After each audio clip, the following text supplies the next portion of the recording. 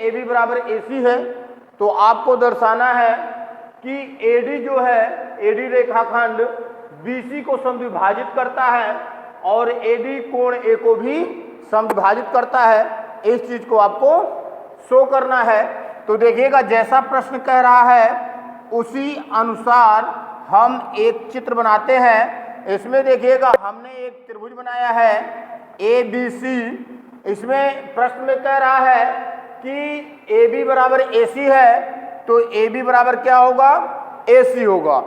और एक चीज देखिएगा, इसमें आपको मिल रहा है ए डी जो है ये इसका शीर्ष लंब है। ए डी क्या है, शीर्ष लंब है। ये प्रश्न में दिया हुआ है। आपको सिद्ध करना है कि ए डी जो है वो बी सी को 2 बराबर भागों में बांटता है और ए डी कोण ए को 2 बराबर भागों में बांटता है। इस चीज को हम रिप्रेजेंट करते हैं। दिया है, क्या चीज दिया है, इस चीज को हम लिख लेते हैं। दिया है में देखिएगा ये आपका दिया है ए बी बराबर ए सी और दिया है ए डी लंब है बी सी पर। ठीक, ये दो चीजें दी गई है। सिद्ध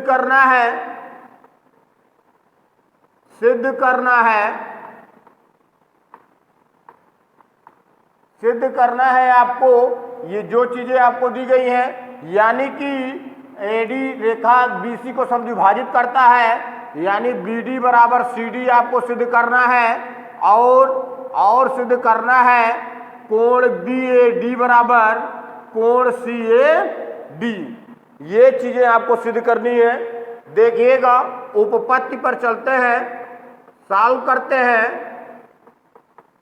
इसमें देखिएगा जैसा कि चित्र आपके सामने है, आप देख रहे हैं कि त्रिभुज ABC में एक शीर्ष लंब AD खींचा गया है, जिसके परिणाम स्वरूप ये त्रिभुज ABC दो छोटे छोटे त्रिभुजों में विभाजित हो गया है। हम इन्हीं दोनों छोटे छोटे त्रिभुजों को लेंगे।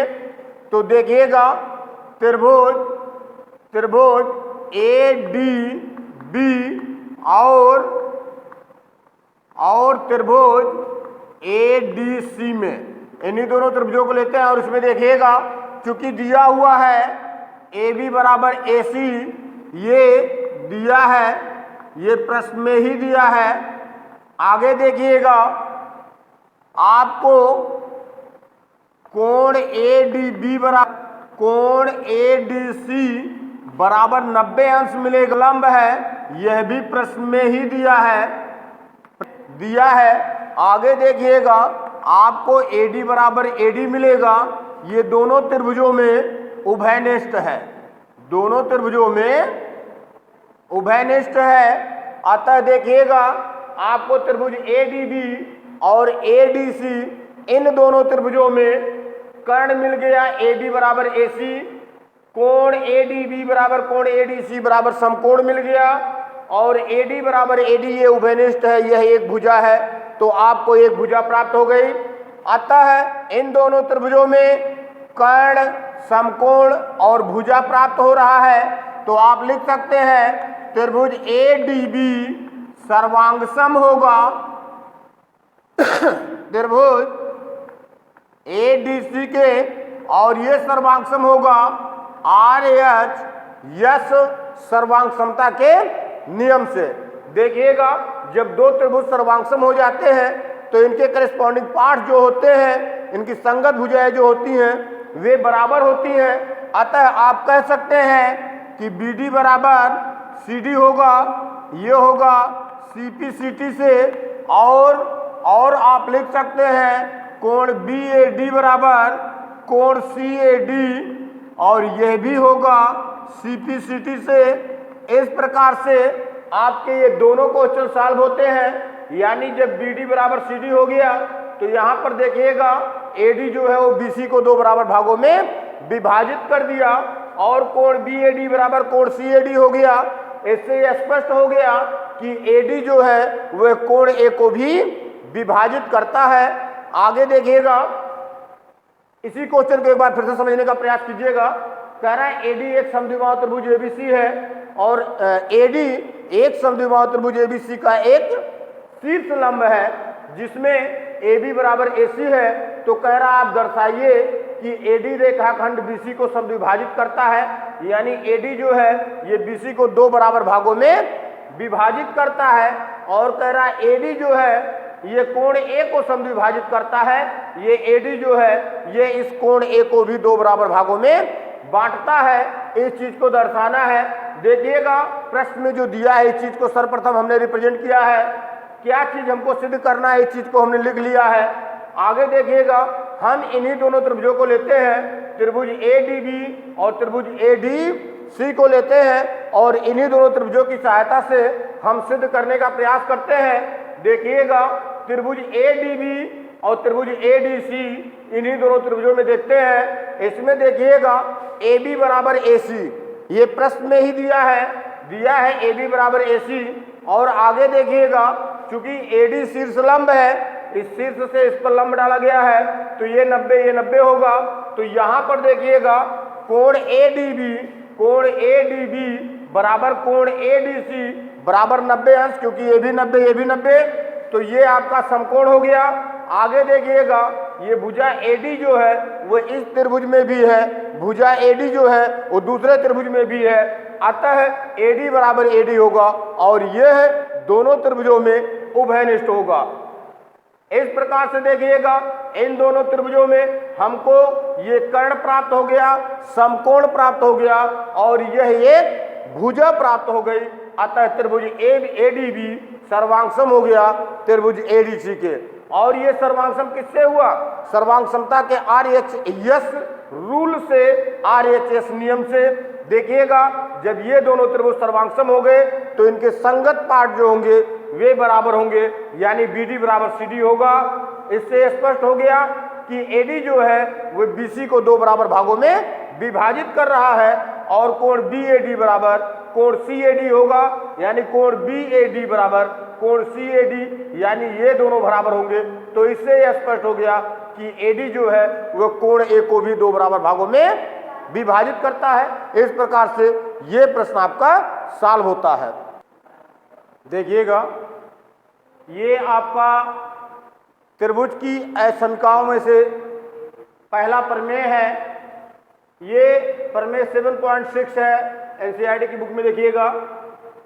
इसमें कह रहा है कि ये किसी त्रिभुज की भुजाएं बराबर नहीं है, ये किसी त्रिभुज की भुजाएं बराबर नहीं है।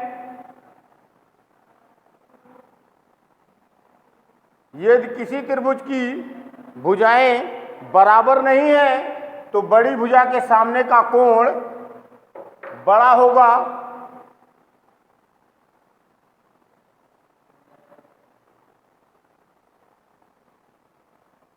देखिएगा ये मान लीजिए त्रिभुज ABC है, त्रिभुज ABC है। कह रहा है कि यदि त्रिभुज की कोई भी भुजा आपस में बराबर ना हो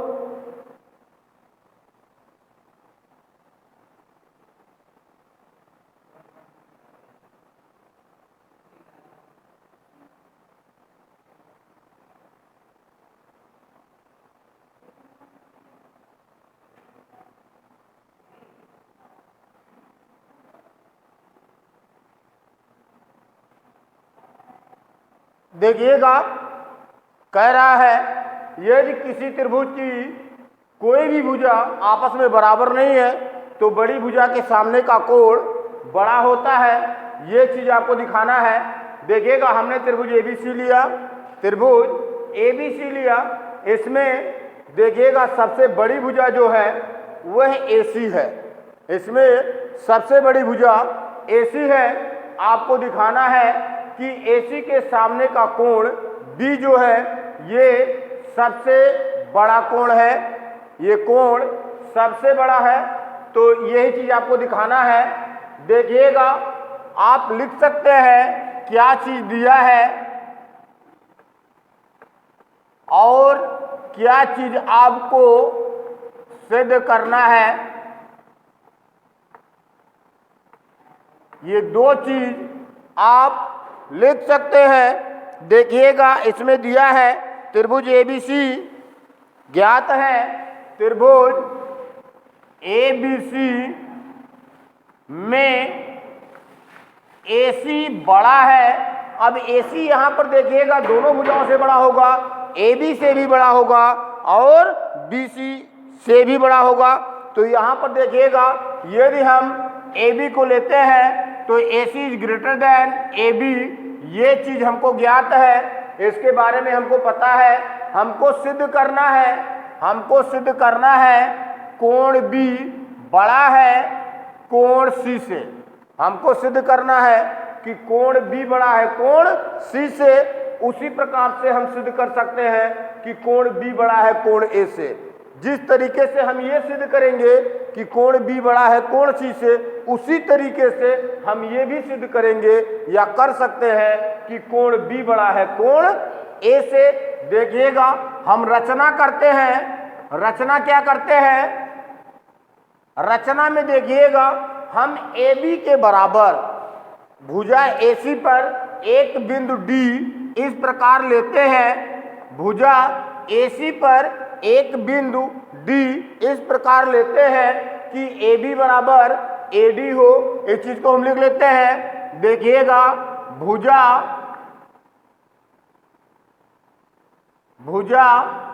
AC पर एक बिंदु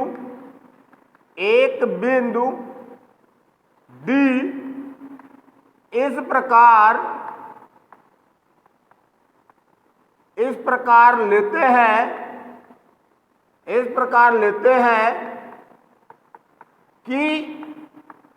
कि AB बराबर AD हो। इस प्रकार लेते हैं कि AB बराबर AD हो। तो देखिएगा यहाँ पर एक बिंदु हम D इस प्रकार से लेते हैं कि AB बराबर AD हो और हम BD को मिला देते हैं अब देखिएगा त्रिभुज ABD में AB बराबर AD है, यही रचना किया गया है। AB बराबर AD ये रचना किया गया है। यहाँ पर देखिएगा इस चीज को हमने रिप्रेजेंट किया है। देखिएगा अब हम सॉल्व करते हैं उपपत्ति में। देखिएगा हम सर्वप्रथम इसी त्रिभुज को लेते हैं, त्रिभुज ABD। देखिएगा त्रिभुज ABD में इसमें देखिएगा चूंकि AB बराबर AD ये रचना से हमको प्राप्त हुआ है। किससे प्राप्त हुआ है? रचना से। और देखिएगा किसी भी त्रिभुज में जब दो भुजाएं बराबर होती हैं तो बराबर भुजाओं के सामने के कोण बराबर होते हैं। अतः ये कोण आपका इस कोण के बराबर होगा। आप लिख सकते हैं कि कोण ABD बराबर कोण ADB, और ये लिख सकते हैं बराबर भुजाओं के सम्मुख कोण, बराबर भुजाओं के सम्मुख कोण। तो ये देखिएगा ये स्पष्ट हो गया कि ये दोनों कोण बराबर है। अगर आप चाहें तो इसको 1 और इसको 2 आप बना सकते हैं। इसी प्रकार से इसको 3 और इसको आप 4 बना सकते हैं। समझ रहे हैं? अब देखिएगा यहां पर ABD यानी कोण द्वि बराबर कोण 1 हमको प्राप्त हो चुका है। कोण द्वि बराबर ये ABD यानी कोण द्वि, ADB यानी कोण 1, ये दोनों कोण बराबर है। इस चीज को हमने रिप्रेजेंट कर दिया। अब देखिएगा हम इस त्रिभुज को लेते हैं त्रिभुज BCD में। देखिएगा त्रिभुज BCD में अब इसमें देखिएगा कोण 1 जो है इस त्रिभुज का बहिष्कोण है, क्योंकि इस त्रिभुज की भुजा BD को आगे बढ़ाने पर कोण 1 बन रहा है। तो किसी भी त्रिभुज की एक भुजा को आगे बढ़ाने पर उसका बहिष्कोण बनता है। वो चाहे जिस तरफ बढ़ाया जाए, अगर इस तरफ बढ़ाते तो यहाँ बहिष्कोण बनता, इस तरफ बढ़ाया गया तो यहाँ बहिष्कोण बना। समझ रहे हैं? और किसी भी त्रिभुज में उसका बहिष्कोण जो होता है अपने अंतः सुदूर दो कोणों के योग के बराबर होता है। आप लिख सकते हैं त्रिभुज BCD में कोण एक त्रिभुज BCD का बहिष्कोण है, बहिष्कोण है। अतः आप कह सकते हैं कोण 1 बराबर कोण 3 धन कोण 4 होगा। कोण 1 बराबर कोण 3 धन कोण 4 होगा। ये बहिष्कोण प्रमेय से प्राप्त हुआ है। किससे प्राप्त हुआ है?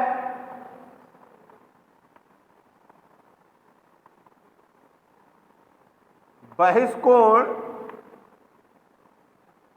प्रमेय से ये प्राप्त हुआ है। किसी भी त्रिभुज का बहिष्कोण अपने अंतः सुदूर दो कोणों के योग के बराबर होता है। तो कोण 1 जो होगा वो 4 और 3 के क्या होगा? योग के बराबर होगा। एक चीज देखिएगा, इन दोनों को जोड़ने पर 1 के बराबर मिल रहा है। इन दोनों को जोड़ने पर किसके बराबर मिल रहा है? 1 के बराबर मिल रहा है। यानी इन दोनों में से अगर किसी एक को हम ले लें तो इससे क्या होगा? छोटा होगा। क्या होगा? छोटा होगा। जैसे अगर 8 बराबर 5 धन 3 दिया है तो जो 5 होगा वह भी 8 से छोटा होगा और जो 3 होगा वह भी 8 से छोटा होगा। यानी कि इन दोनों को जोड़ने पर इसके बराबर प्राप्त होगा। अगर इन दोनों में से किसी एक को हम लेंगे तो वो इससे क्या होगा? छोटा होगा। क्या होगा? छोटा होगा। तो यहां पर देखिएगा, आप दर्शा सकते हैं कि कोण 1 जो होगा वो बड़ा होगा कोण 3 से, या कोण 1 जो होगा वो बड़ा होगा कोण 4 से। अब देखिएगा, चूंकि यहां कोण 1 बराबर है कोण 2, यहां कोण 2 बराबर है कोण 1 के, या आप कह सकते हैं कोण 1 बराबर है कोण 2 के। तो यहां पर देखिएगा, इसमें हम कोण 1 की जगह पर कोण 2 रख सकते हैं। यहां पर आप लिख सकते हैं समीकरण 1 से, ठीक। तो आप लिख सकते हैं कोण 2 बड़ा है कोण 4 से।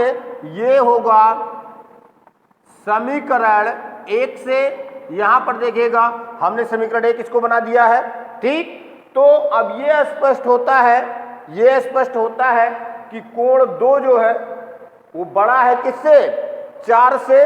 तो जब कोण 2 4 से बड़ा है, जब यह इतना कोण इससे बड़ा है, तो इस 2 में जब 3 भी हम जोड़ देंगे तो और बड़ा हो जाएगा।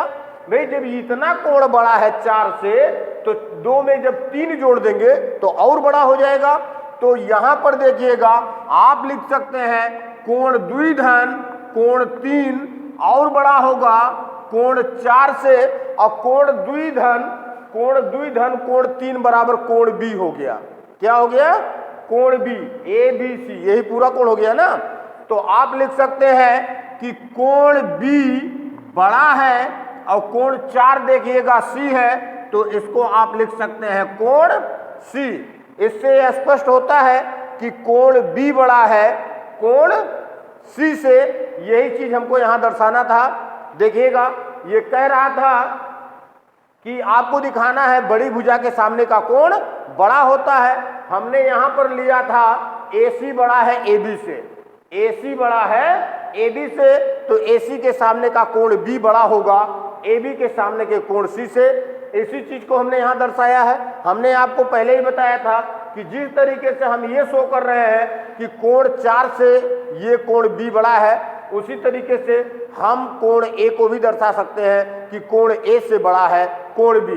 देखिएगा, कोण A से दर्शाने के लिए अब AC पर हम BD के बराबर दूरी लिए ना। जब इस कोण को दर्शाना होगा तो हम BC के बराबर दूरी इस पर लेंगे और ऐसे मिलाएंगे। समझ रहे हैं? तब वहां पर कोण 1 आपको प्राप्त होगा कि कोण 1 छोटा है कोण B से। एक बार फिर से देखने का प्रयास कीजिएगा। कह रहा है किसी त्रिभुज की भुजाएं बराबर नहीं है तो बड़ी भुजा के सामने का कोण बड़ा होता है। देखिएगा, हमने एक त्रिभुज ABC लिया है। त्रिभुज ABC में AC बड़ा है AB से। ये चीज देखिएगा दिया है त्रिभुज ABC में AC is greater than AB।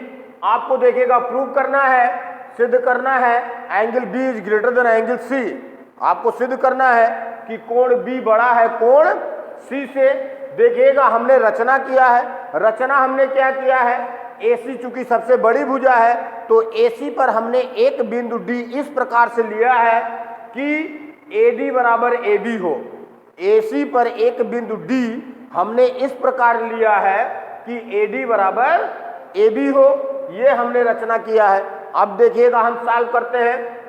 त्रिभुज ABD को हम सर्वप्रथम लेते हैं, त्रिभुज ABD को।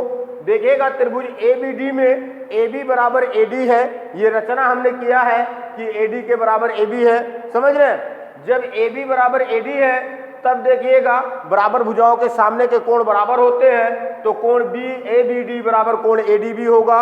इस नाते आगे हमने लिख दिया है बराबर भुजाओं के सामने के कोण है तो ये बराबर होंगे। यहाँ पर देखिएगा हमने इसको कोण 2, इसको कोण 1 माना है, तो अब हम शॉर्ट में लिख देते हैं कोण ABD की जगह पर कोण 2 और कोण ADB की जगह पर कोण 1 लिख देते हैं। इससे स्पष्ट होता है कोण 2 बराबर है कोण 1 के। इसको हमने समीकरण 1 बना लिया। अब देखिएगा त्रिभुज BCD को लेते हैं। BCD में देखिएगा इसकी CD भुजा को बढ़ाने पर कोण 1 बन रहा है, अतः कोण 1 जो होगा वो त्रिभुज BCD का बहिष्कोण होगा। इस चीज को देखिएगा हमने लिखा है कि कोण 1 त्रिभुज BCD का बहिष्कोण है, अतः किसी भी त्रिभुज का बहिष्कोण अपने अंतः सुदूर दो कोणों के योग के बराबर होता है, अतः कोण 1 बराबर कोण 3 धन 4 होगा। कोण 1 बराबर कोण 3 धन 4 होगा। यहां पर देखिएगा जब कोण 1 इन दोनों के योग के बराबर है तो कोण 1 3 से भी बड़ा होगा, कोण 1 4 से भी बड़ा होगा। इस चीज को हमने यहाँ रिप्रेजेंट किया है। यहाँ विथ एग्जाम्पल हमने आपको बताया कि 8 बराबर 5 धन 3 है तो 5 भी 8 से छोटा होगा और 3 भी 8 से छोटा होगा।